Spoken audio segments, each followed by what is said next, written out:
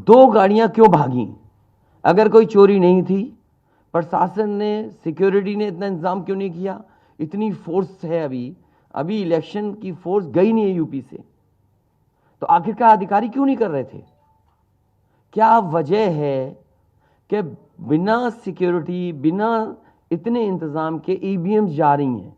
और ईवीएम्स के बारे में ये मानना है कि किसी भी वेयर हाउस में रखी हो या किसी भी स्ट्रांग रूम में रखी हो, तो बिना प्रत्याशी के जानकारी के आप मूव नहीं कर सकते हैं। अगर आपको ईवीएम्स को मूव करना है तो कम से कम जो प्रत्याशी चुनाव लड़ रहे हैं उनकी जानकारी में होना चाहिए। और सोचिए, मुख्यमंत्री आवास से प्रमुख सचिव, मुख्यमंत्री जगह जगह फोन कर रहे हो और डीएम्स को बता रहे हो। ये घबरा गए उसी दिन जिस दिन अखबारों में कुछ जगह आया कि कहीं पार्क की सफाई हो रही है, कहीं घर की सफाई हो रही है। और आप में से वो लोग हैं जो जमीन पर घूमे हैं, जो जमीन पर चुनाव चल रहा है, वो भारतीय जनता पार्टी के खिलाफ था, जनता के अंदर नाराजगी थी। ये जो कल एग्जिट पोल आए हैं, मैं एग्जिट पोल पर बोलना नहीं चाहता था, लेकिन जो एग्जिट पोल आए हैं वो कहीं ना कहीं परसेप्शन ये क्रिएट करना चाहते हैं कि हाँ, भारतीय जनता पार्टी जीत रही है, जिससे वो चोरी भी करें अगर, वो भी ना पता लगे कि हाँ चोरी हुई है। इसीलिए अगर हमने वोट दिया है तो मैं अपने नौजवानों से, किसानों से और आम लोगों को कहूंगा कि उतनी हमारी जिम्मेदारी बनती है कि वोट को हम बचाएं। अगर वोट नहीं गिना जाएगा तो लोकतंत्र कहां जाएगा? और ये लोकतंत्र की आखिरी लड़ाई है। मैंने कई बार कहा कि उत्तर प्रदेश का चुनाव लोकतंत्र की आखिरी लड़ाई है। इसके बाद तो जनता को क्रांति करनी पड़ेगी, तभी बदलाव आएगा। इसलिए मैं अपने पार्टी के लोगों से और जो सच्चे ईमानदार, सच्चे सिपाही हों, सच्चे अधिकारी हों, सच्चे पत्रकार हों, कम से कम आगे आएं और लोकतंत्र को बचाने के लिए खड़ा हों। और मैं अपनी पार्टी के लोगों से कहूंगा कि जब तक काउंटिंग न हो जाए तब तक कम से कम ये नजर रखें और लगातार निगरानी रखें कि कैसे वोट बचाया जा सकता है, कैसे जहां पर मशीनें रखी हैं कोई किसी का आना जाना ना हो।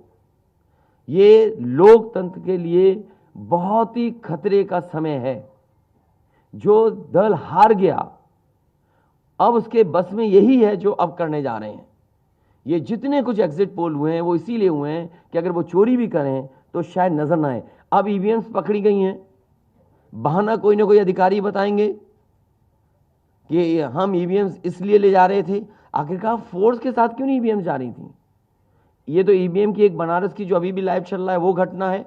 बरेली में एक स्ट्रांग रूम से बाहर नगर पालिका की कचड़े की गाड़ी में, जिसका नंबर UP25 DT 9166 में 3 बक्से सील पकड़े गए।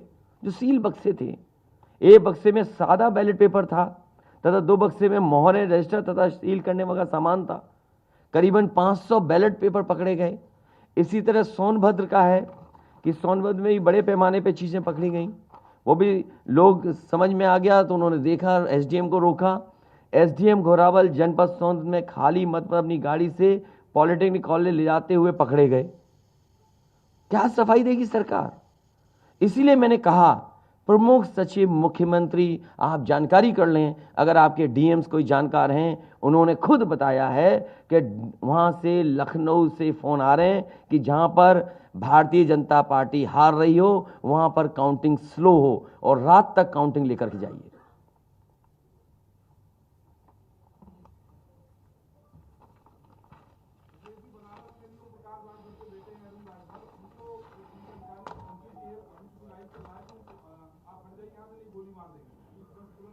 तो मैंने आपसे कहा कि ये लोकतंत्र का आखिरी चुनाव है।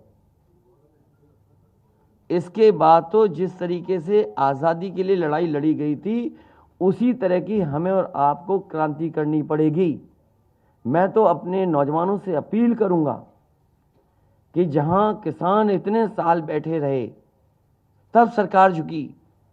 कम से कम 3 दिन लोकतंत्र के अखंड प्रहरी बनकर के ईवीएम्स को बचाएं और चुनाव को बचाएं। मैं किसी डीएम का इसलिए नहीं मानूंगा। डीएम कौन होता है? अगर प्रमुख सचिव मुख्यमंत्री फोन करेगा, डीएम क्या कर सकता है? डीएम की क्या हैसियत है? ये फिर जो प्रत्याशी लड़ने रहे थे उनको आखिरकार डीएम ने क्यों नहीं बताया? डीएम अगर ये जवाब दे रहा है तो उस डीएम से पूछिए कि डीएम ये बताओ कि तुमने जो प्रत्याशी चुनाव लड़े थे उसके बारे में क्यों नहीं बताया उन प्रत्याशियों को? ये डीएम आखिरकार किसके नीचे काम कर रहे हैं?